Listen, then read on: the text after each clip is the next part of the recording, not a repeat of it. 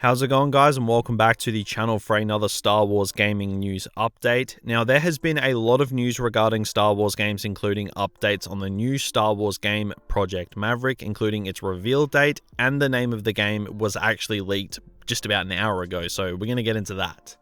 Also, we have some Battlefront 2 news that continues to surface as developers keep dropping information on what could have been for the game, stuff that was being worked on that just never came to the game because it came to an end. As well as a few happenings over the past few days, which is really going to help keep Battlefront 2 alive for even longer.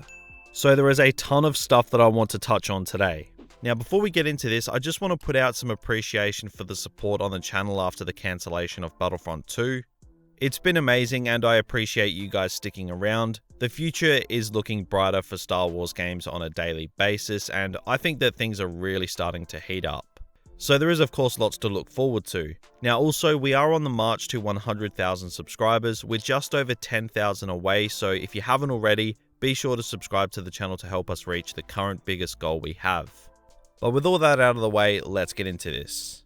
So the first thing that I wanted to briefly touch on in this video is surrounding the Sony PS5 reveal, which there were rumors floating around that would be where we might get our first look at Project Maverick, the new Star Wars game. Rest assured, that did not happen. I was up at 5 AM and everything so I could cover it if there was something there for Star Wars, but no good. So the PS5 event was a dead end. But just an hour ago, the official name of this Project Maverick Star Wars game was leaked, and it is called Star Wars Squadrons. Now, this was leaked prematurely on the Xbox store, so that's the official name of the game. I actually quite like the name. It confirms what we know about it being Starfighter based, and it looks like it's taking place in just the original trilogy, which is interesting. The Clone Wars seems to have been ignored here, but I mean, who knows, we might get that revealed later. Now anyway, EA Play was originally supposed to be a few days ago, but it got delayed because of just everything going on right now.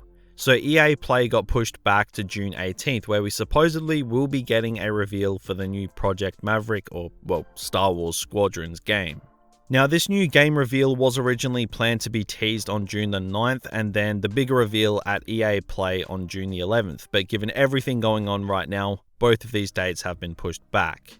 So the teaser for Star Wars Squadrons will supposedly now be coming on June the 16th, and then the bigger reveal will be at EA Play on June the 18th. Now this comes from Bespin Bulletin, who is a proven reputable source.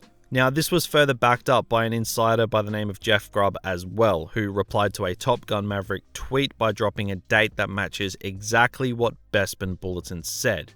That of course being June the 16th. Now, what will this reveal on June 16th be? From all accounts, it's not going to be much. Just a small teaser to get everyone excited, then we will get a fuller reveal at EA Play. And Bespin Bulletin went on further to say that the game would release this fall and there might be a beta coming, which he thinks would imply that there is multiplayer in this game. Which I certainly hope is the case, so this is really exciting news. It's obviously not official confirmation until we see it or EA themselves reveal it, which for some reason they keep everything wrapped in so much secrecy for just what seems to be no reason. They've always done that with Star Wars games and it's really stupid. It would actually be nice to have some kind of transparency between players and EA just for once, but I mean, what can you do? So remember, the dates to look out for are June the 16th and June the 18th. Now this is provided we don't see further delays, which is a possibility, I'm not going to lie, I'm not going to say that it's not. But rest assured, I will be covering it very closely on the channel, so as long as you're subscribed with notifications on, you will be kept up to date on what is going on.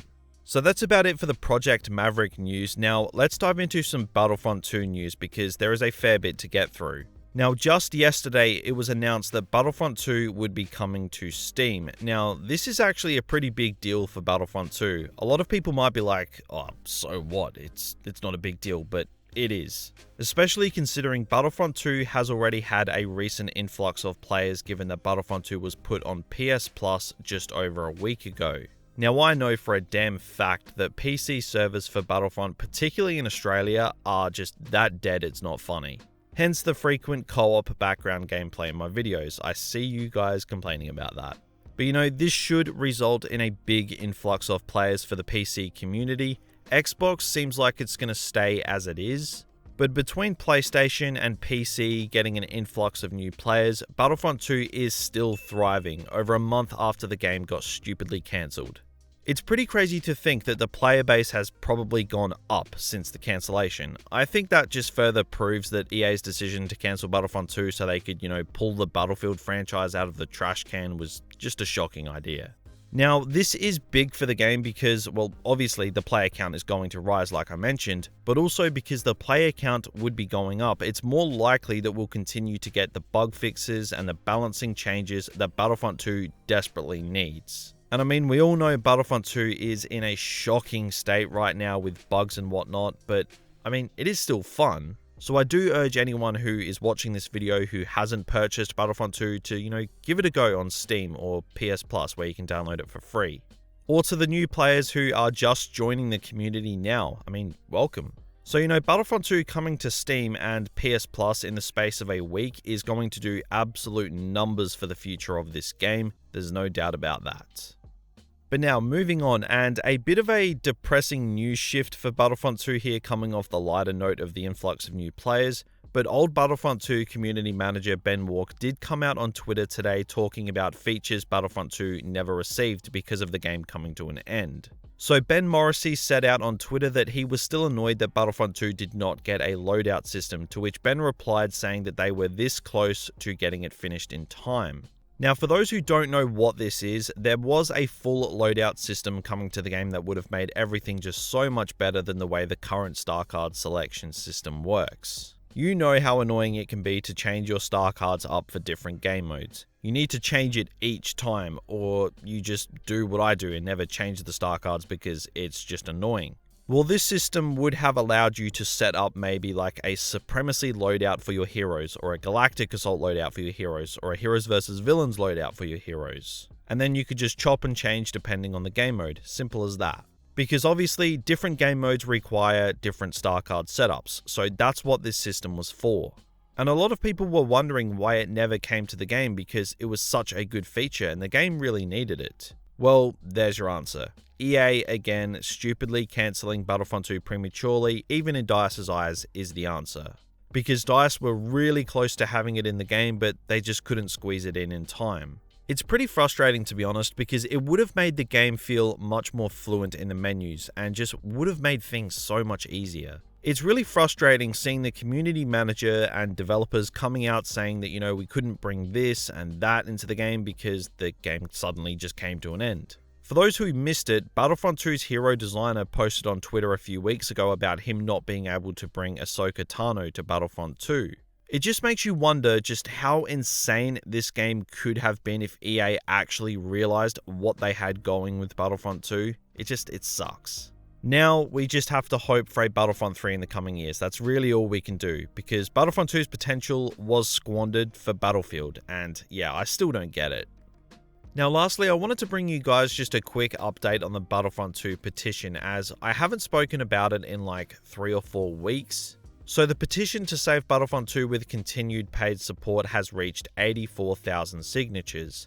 Now, I did say weeks ago when this was at like 65,000 signatures that it would need 100,000 before it even made EA bat an eye. The petition has kind of died off a little bit over the past few weeks, and I see a lot of people saying that people like me should be bringing this up because you never know what could come of this petition. Again, I still think that the petition probably won't do anything at all, but the increase in numbers, in my opinion, at best, could put pressure on EA and make them realize that a Battlefront 3 would be a good idea. So, Battlefront 3 is probably still the #1 Star Wars game that I want to see personally, but I mean, that's just me. So even though it probably won't result in anything, I will push the petition one last time in this video. So if you do want to exercise on the 1% chance that this petition could actually do something, then, I will link it in the description. But yeah, to summarize this video, some really good news for Star Wars games going on right now. Some bad news, sure, but I think everything surrounding Project Maverick at least is really exciting, and we're only going to learn more about it in the next week. EA Play is just under a week away now, and like I said, we should be getting a small teaser for this new Star Wars game on the 16th of this month. So mark it in your calendars, but rest assured I will be covering it all on the channel, so make sure you're subscribed with notifications on to stay up to date. The next week is going to be big for Star Wars games, so I can't wait to see how it all goes down. But guys, what do you all think of this news about Project Maverick's reveal, Battlefront 2 coming to Steam, and all that good stuff? Be sure to comment below and let me know. But that is going to do it for this video, so thank you all for watching, and have a good one.